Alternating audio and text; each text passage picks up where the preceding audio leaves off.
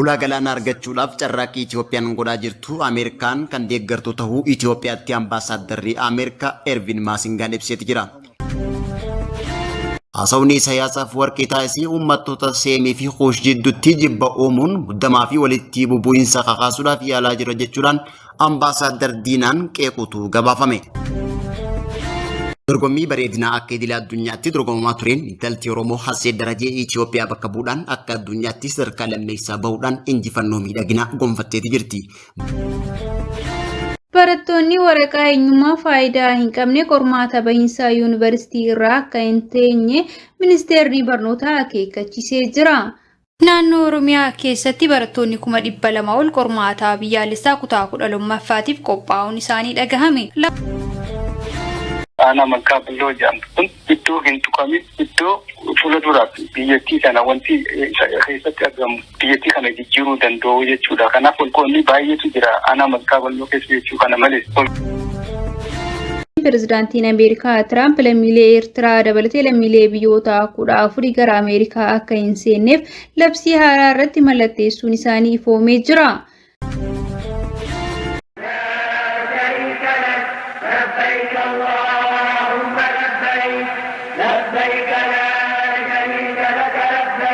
Mootummaan Suudi Arabiyaadhaa hajjii bara kanaati irratti hujaajonni biyya alaatii dhufan miiliyoonni takka qabxii 5 ol akka hirmaatan beeksiseeti jira. Dubbii himaan ministeera hajjii lakkoofsi namoota biyya alaatii hajjii dhufanii ibsuudhaan imala kanarratti namoonni biyya keessaa meeqa akka hirmaatan hin dubbanne.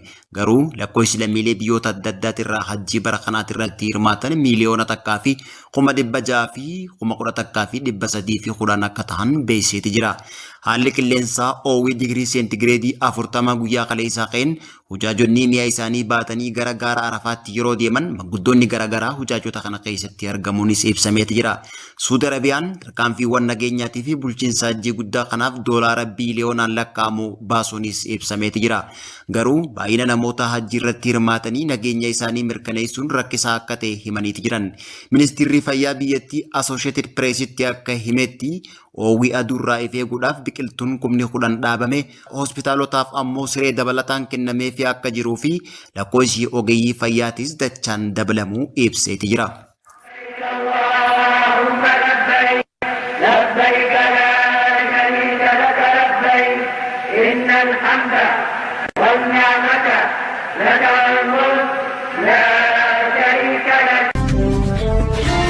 Hula galaana argachuudhaaf carraaqqii Itoophiyaan godhaa jirtu Ameerikaan kan deeggartu ta'uu Itoophiyaatti ambaasaaddarri Ameerikaa Ervin Maasingaan ibseeti jira. Dhiyeenya daawwannaa dhiyaa Oromiyaa godina Jimmaatti taasiseen booda guyyaa irraa waa'ee hula galaanaa argachuuf tattaaffii Itoophiyaan godhaa jirtu Ameerikaan kan deeggartu ta'uu Itoophiyaatti ambaasaaddarri Ameerikaa dinagdeen Itoophiyaa saffisaan guddachaa jiraachuu fi guddinni Itoophiyaa itti fufuu tilmaamni akka jiru kan hubachiise ambaasaaddartichi. Kanaaf ammoo dhimmi hula galaanaa argachuu barbaachisaa fi murteessaa ta'uu cimsee dubbateeti jira. Itti dabaluudhaanis ambaasaadar Maasingaan akka jedhutti tattaaffiin guddina Itoophiyaan eegalte tana mootummaan Ameerikaatii fi embaasiin Ameerikaa gara fuulduraatti kan deeggaran ta'uu beeksisuudhaan Waashingitan dhimma kana kan hubattu ta'ullee ibseeti jira. Hariiroon Ameerikaan Itoophiyaa waliin qabdu laalchisee haasawa taasisee ambaasaaddartichi mala Ameerikaan hordoftu Itoophiyaan biyyoota naannicha keessaa bal'inaan olaanaa qabaachuu isiitiin kan walqabatu ta'uu ibsuudhaan bal'ina isii caalaa ammoo dhiibbaa naannicha keessatti qabduu fi dandeettiin naannicha deebisanii tasgabbeessuuf qabdu cimaadha jechuudhaanis dubbateeti jira. Haa ta'utii malee waa'een dhimma hula galaanaa argachuutiin walqabate hariiroon biyyoota ollaa Itoophiyaa wajjin qabdu gariin kan boora'ee fi muufii kan uume ta'uunis ni beekama. Dhimma hula galaanaa argachuu irratti muummee ministeera Itoophiyaadhaa Dr. Abiy Ahmed ejjennoo cimaa kan qabuu fi karaa nagaatii fi tasgabbii qofaan argachuuf carraaqqii akka taasisu ta'uu irra deebi'uudhaanis ibseeti jira. Miseensi mana marii bakka bu'oota uummata Itoophiyaa ambaasaadar Diinaa Muftiidha. Haasawaa dhiyoo tanaa pirezidaantiin Eertiraa Isaayyaas Afwerqii taasisee balaaleffateeti. Dhiyeenya guyyaa kabajaa birmadummaa Eertiraa waggaa 34 isaa gaafa caamsaa 24 bara 2025 kabajame irratti pirezidaantiin Eertiraa Isaayyaas Afwerqii haasawaa jibbansaa Oromummaa tuquu cimsee dubbachuun ni yaadatama. Haasawaa obbo Isaayyaas Afwerqii taasiseen jibba Oromummaatii fi sanyii Kuush irratti kan xiyyeeffate yoo ta'u haasawaa Isaayyaas Afwerqii taasise kana hordofuudhaan miseensi mana marii bakka bu'oota uummataa Ambaasaadder Diinaa Muftii balaaleffachuu miidiyaaleen gabaasaatti jiru. Akka gabaasa Deutsche Welle afaan Amaaraatii fi Addis Standaardii gabaasanitti haasawni Isaayyaas Afwerqii taasise uummattoota Seemii fi Kuush jidduutti jibba uumuun muddamaa fi walitti bubu'insa kakaasuudhaaf yaalaa jira jechuudhaan Ambaasaadder Diinaan qeequtu gabaafame. Isaayyaas Afwerqii Itoophiyaa fi gaafa Afrikaa balaa tasgabbii dhabsiisuuf tattaaffii taasisaa jiru akka itti fufuu hayyamamuu fi hin qabu jechuudhaan Ambaasaadder Diinaa Muftii dhaameeti jira.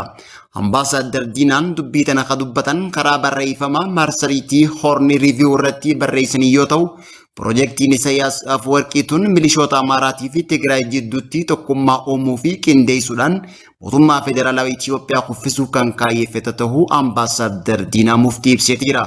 Haasawni pirezidaantiin Eertiraa sun Oromoon Itoophiyaa keessatti akka jibbamu taasisuuf yaalaa kan jiru yoo ta'u, haasawa isaa keessatti irra deddeebi'uudhaan Oromummaa jecha jiru qofa marraa hedduudhaaf kaasuun haasaweeti jira. Kanaanis ammoo dubbiin pirezidaantii Eertiraatuun haasawa qofaan waan laayyootti bira dabranii miti jechuudhaan Ambaasaadder Diinaa Muftii balaaleffannaa isaa ibseeti jira. Dorgommii bareedinaa akka idil addunyaatti dorgomamaa tureen intalti Oromoo Haseet Darajee Itoophiyaa bakka bu'uudhaan akka addunyaatti sadarkaa lammeessaa bahuudhaan injifannoo miidhaginaa gonfatteeti jirti.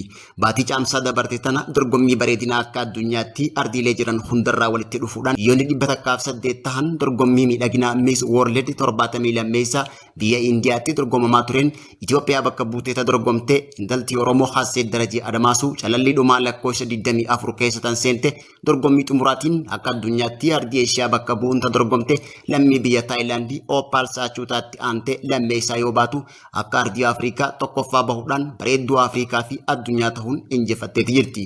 Xumuramuun dorgommii miidhaginaa tana booda Haseet Darajee guyyaa irraa gaaffii fi deebii FM Addis 97 tokko takka irratti taasifteen dorgommii olaanaa ta'e irratti biyya bakka bu'uun kabaja guddaadha jechuudhaan biyya akka Itoophiyaa aadaa hedduu fi uummattoota hedduu qabdu bakka bu'uun kabaja guddaa fi itti gaafatamummaa guddaas qaba jechuudhaan dubbatteeti jirti. Biyya bakka bu'uun keessatti hojiin hundinuu if eeggannoodhaan hojjetamuu qabata jettu Haseet waan ani hojjedhu ana yookaan Haseet godhe odoo hin taane Itoophiyaadha jechuudhaanis jaalala biyyaaf qabdu ibsite. Haseet waa'ee biyyaa yeroo ibsitu Itoophiyaan biyya bal'oo eebbifamtuu fi bakka argama dhala namaatii fi bunaa ta'uu ibsite. Dorgommii kana booda taasiftuunis Itoophiyaa addunyaatti kan beeksiftu ta'ullee beeksifteeti jirti. Haseet barattuu Yuunivarsiitii Finfinnee barattuu keemikaal injiinaringii waggaa lammeessaa yoo taatu hojiilee tola ooltummaa hedduu irratti bobbaatee beeksisaawwan akka uffannaa moodeelaa beeksisaa turuun shaakalaa turte. Dhumarrattis wayita dorgommii Miss Afrikaa Miss World dorgomtus uffannaa aadaa Oromoo Harargeetii fi faaya aadaa akka buchumaatii fi qalamshiishaan bareeddee dorgommii tanaan hawwatummaa argatteeti jirti. Dubreen Haseet Darajee dorgommii bareedinaa idil addunyaa tana dorgomtee sadarkaa tanarraa akka geessu gorsaa fi qajeelfama dorgommii karaa itti garsiisuudhaan gahee olaanaa tan qabdu moodeelistiin buleettiin duraanii Aadde Firdoosaa Daawit yookaan ammoo Furdoo Dizaayin tan qabdu akkuma Haseet Darajee waggaa kurnanarraa dura biyyoota addunyaa adda addaarra naanna'uudhaan agarsiisa uffannaa fi faaya meeshaalee aadaa Oromoo agarsiisuudhaan injifachuunis kan yaadatamudha. Dorgommii bareedina marsaa 70 lammeessaa akka addunyaatti biyya Indiyaatti dorgomamte tanaan Haseet Darajee Adamaasuu lammeessaa boo'isiitiin dhaabbanni dorgommii tana qopheesse Haseetiif qarshii miliyoona 67 kennuudhaan badhaaseeti jira. Barattoonni waraqaa eenyummaa faayidaa hin qabne qormaata bahiinsaa yuunivarsiitii irraa akka hin teenye ministeerri barnootaa akeekkachiisee jira. Barattoonni digirii jalqabaa bara kana eebbifaman qormaata bahiinsaa fudhachuuf dirqama waraqaa eenyummaa diijitaalaa faayidaa qabaachuu qabu jechuun ministeera barnootaa barattoota hedduu mufachiisee jira. Barattoonni hedduu waraqaa eenyummaa yuunivarsiitiin kenneef malee naashinaal ID yookaan faayidaa kan hin qabne yoo ta'u, waraqaa eenyummaa kana baafachuuf yoo xiqqaate ji'a 3 fudhata. Haa ta'u malee barattoonni kunniin qormaata bahiinsaa fudhachuuf yeroon isaaniif hafee ji'a 1 kan hin guunnee fi wal simuu dhabuu yeroo kanaan wal qabatee barattoonni yaaddoo keessa jiraachuu isaanii ni himu. Hojii gaggeessaan dhaabbilee barnootaa olaanoo Itoophiyaa damee akaadaamii kan ta'an Dr. Eebbaa Mijaan akka jedhanitti qormaanni bahiinsaa bara kanaa waxabajjii 2 hanga 10tti kennamuuf qophiin xumuramuu himuun Giddu galaawwan 80 qormaatichi akka kennamu simanii jiru. Kanaanis barattoonni 190,090 ol eebba bara kanaatiif kaadhimamtoota ta'uu isaanii kaasanii jiru. Itti dabaluunis ministeerichi barattoonni yeroo qormaataaf deemanii waraqaa eenyummaa faayidaa qabaachuun dirqama ta'us dubbatanii jiru. Ministeerichi itti dabaluunis yeroo qormaataa barattoonni meeshaalee akka sa'aatii harkaa, miimoorii, maashinoota hin ayyamamne, nootbuukii yookaan yaadannoowwan gaggabaaboo fi meeshaalee waraanaa kamiyyuu qabatanii iddoo qormaataa deemuun dhorkaa ta'u Dr. Eebbaan dubbatanii jiru jechuun Asham TV irraa odeeffanne. Naannoo Oromiyaa keessatti barattoonni 200,000 ol qormaata biyyaalessaa kutaa 12ffaatiif qophaa'uun isaanii dhagahame. Lakkoofsi barattootaa bara kana qormaata biyyaalessaaf naannoo Oromiyaa keessatti qophaa'anis kan bara darbeetii wal bira qabamee yoo ilaalamu dabaluun isaa ifoomee jira. Naannolee akka Oromiyaa fi Hararii barattoonni 200,000 fi 2,000 ol qormaata biyyaalessaa kutaa 12ffaaf qophaa'uun isaanii dhagahamee jira. Naannoo Oromiyaatti barattoonni 200,000 ol waraqaa fi onlaayiniidhaan akka qoramaniif qophaa'aa jira. Chuusa gorsaan biiroo barnootaa naannicha obbo Ifreem Tasammaa himanii jiru. Haaluma wal fakkaatuun naannoo Hararitti barattoonni 2,200 ol ta'anii qormaata biyyaalessaatiif qophaa'u hoogganaan biiroo barnootaa naannoo Hararii obbo Geetuu Latoo himanii jiru. Akka hooggantoonni kunniin jedhanitti naannoo Oromiyaatti barattoonni 20,000 ol akka naannoo Harariitti barattoonni 1,900 onlaayiniin qoramuuf qophaa'uu isaas kaasanii jiru. Naannoo Oromiyaa keessatti bara kana keessa lakkoofsi barattoota qormaata biyyaalessaa kutaa 12ffaa fudhachuuf galmaa'anii kan bara darbeetii wal bira qabamee yoo ilaalamu dabaluu isaa dhagahameeti jira. Naannolee akka Amaaraa fi naannoo Tigraay fi iddoolee rakkoo nageenyaa jiru keessatti lakkoofsi barattoota qormaata biyyaalessaaf galmaa'anii hir'ataa dhufee jira. Qormaata biyyaalessaa kutaa 12ffaa erga onlaayinii fi yuunivarsiitiitti kennamuu eegalee as waggoota kan lakkoofsisee yoo ta'u qormaata seensa yuunivarsiitii yookaan xumura kutaa 12ffaa irratti kennamu kanaan wal qabate barattoonni naannoo Oromiyaa yeroo irraa gara yerootti qabxii olaanaa fidaa turuun isaanis kan yaadatamudha. Naasoli godina Harargee bahaa aanaa Margaa Balloo keessatti argama. Finfinnee irraa kiiloomeetira 555 gubbaarratti argama jechuudha. Naasol kun eegaa argame waggaa 4 lakkoofsee jira. Waggaa 4 kanatti hojiiwwan gurguddaa biiroon aadaa fi turizimii Oromiyaas hojjechaati jira. Fakkeenyaaf holqoota akka soofumar yoo kaafne waggaa 130 oli kun amma kan misoomaa jiru. Keessattuu holqi Naasoli holqoota Oromiyaan 333 qabdu keessaa holqa miidhagaa holqoota addunyaa wajjin dorgomaa fi scientific conservation mataasaa qabu jechuudha. Kanaaf holqi Naasol holqoota Oromiyaa keessaa isa bareedaa, isa scientific fi isa hawwataa guddaadha. Holqoota soofumaritti kiiloomeetira 5,500 soofumar kun ammoo holqi Naasol hanga ammaatitti qorannoo keessumattuu yuunivarsiitii ji'oosaayinsii Taayiwaan wajjinis gaggeessine fi warroota Ingiliz fi Faransaay waliin meetira 530 jechuudha fageenyi isaa jechuudha. Keessumattuu karee Faatimaa balbaleetti balbala seensa wanta gaalaarii kutaawwan garaagaraa akkasitti qabu jechuudha. 59 kan jette jechuudha. Kutaawwan xixiqqaarraa hanga gurguddaati. Holqi Naasol kun holqoota biraatirraa adda jechuudha. Holqi Naasol jechuudha. Fakkeenyaaf holqoota Naasol kana gaafaan biyya Faransaayitti baradhu gaaf tokko holqa kana nan argadhaa jee yaadaan ture achi taa'ee jechuudha. Faransaay jechuudha. Akkanatti deebi'een holqa kana argadhee waggoota afran kana holqa kana irratti hojjechaa jira jechuudha.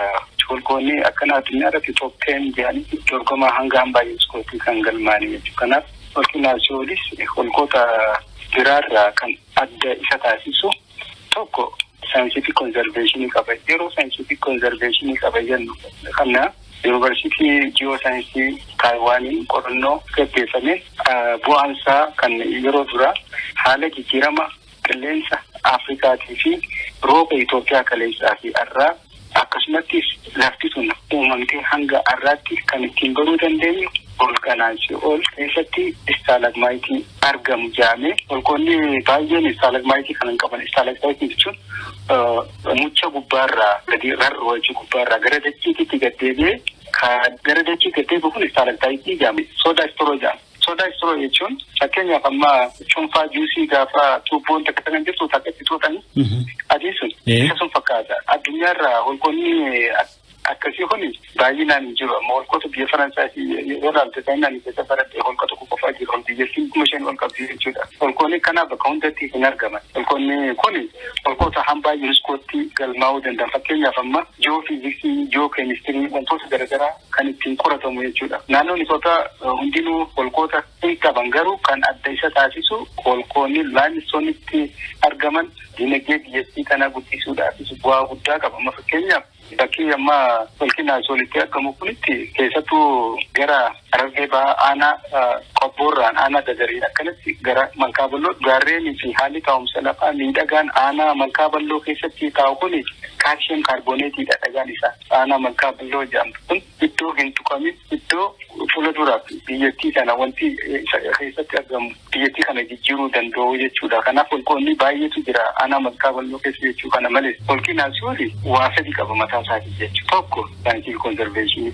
lamata isiifuu hawwataadha. Kan biraa immoo gubbaan isaa bosonaan uwwifamee jira. Bineensota akka gadamsaa, borofaa, qeerransaa kana hundaatu keessa jira. Allaattiiwwan, simbirroowwan hawwataa ta'an jechuudha. Kanaaf iddoo biraatitti holquma qofa daawwachuu danda'a. Kun ammoo gaarri isaa guutummattuu bineensota bosonaa fi allaattiiwwan, simbirroowwan akkasumatti dhagaa laamistooniidhaan kan qalbii nama hawwatu kan iddoo tokkotti qabate jechuudha. Kanaaf holqa biraatii adda jee akka qorataa holqaa tokko. Pirezidaantiin Ameerikaa Doonaald Tiraamp qoqqobbii imala lammiilee Eertiraa irra kaa'anii. Ibsa Waayit Haawus guyyaa har'aa baaseen pirezidaantiin Ameerikaa Tiraamp lammiilee Eertiraa dabalatee lammiilee biyyoota 14 gara Ameerikaa akka hin seenneef labsii haaraa irratti mallatteessuun isaanii ifoomee jira. Biyyoonni qoqqobbiin kunneen irra kaa'ame gaanfa Afrikaa keessaa Eertiraa, Somaaliyaa, Suudaan yoo ta'u ardii Eeshiyaa irraa Afgaanistaanii fi Yemen akkasumas Afrikaa giddu galeessaa keessaa Koongoo, Chaad, Liibiyaa fi Ikwaatooriyaal Giinii Maayinaamaar ta'uu isaa ifoomee jira. Pirezidaantichi murtee kana kan dabarsanii lammiileen kunniin yaaddoo nageenya Ameerikaa ta'uu isaaniiti jedhamichuudhaan murteen kunis waxabajjii 2 bara 2017 irraa hojii irra ni oola jedhamee eegamaa jira. Biyyoonni kanneen gamatti biyyoota 7 irratti uggurri imala gartokkee kan murtaa'ee jiru yoo ta'u biyyoonni kunneenis Turk, Buruundii, Seeraaliyoon, Toogoo, Kuubaa, Venezuelaa irratti kan murtaa'e yoo ta'u akka sababaatitti haleellaa dhiheenya kana magaalaa Koloraadotti raawwatamee fi lammiilee biyyoota alaa Ameerikaa keessa jiraatanii yakkaan akka shakkamaa isaan taasisee jira jechuun maastireetii Turuuz irratti Waayit Haawus maxxansee jira jechuun Abbaay TV irraa odeeffanne.